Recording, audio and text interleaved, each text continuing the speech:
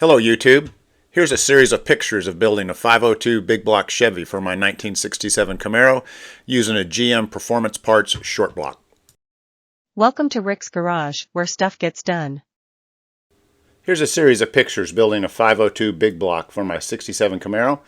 I started off with a GM Performance Parts short block 502, which you can see just right out of the crate.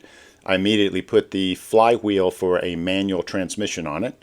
Next, I got it up on an engine stand, cleaned it out, wanted to keep it super clean during the build, be able to access any parts of it. Next, I taped it up and sprayed 3 coats of Chevy orange engine paint. Starting to look pretty sharp there.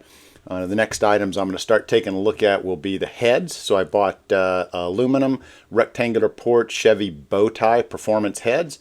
These give a 9.6 to 1 compression ratio. I've got the mechanical valve train components laid out, ready to go onto those heads. Again, I picked GM Performance Parts roller rockers and associated parts. Here I've put the heads on, torque to spec. Note it still has the stock oil pan on it. That's about to come off. So one of the next steps I do is I pull that oil pan. I've got a brand new gasket on there. I replaced the oil pump with a high performance Moroso high volume oil pump. And then put a Milodon 8-quart oil pan that you can just see on the bottom there. So I've started putting the roller rockers on, starting to look like a whole engine at this point. The lifter bay, good look here before I do the manifold. Everything is nice and clean. You get a good look at those rectangular ports.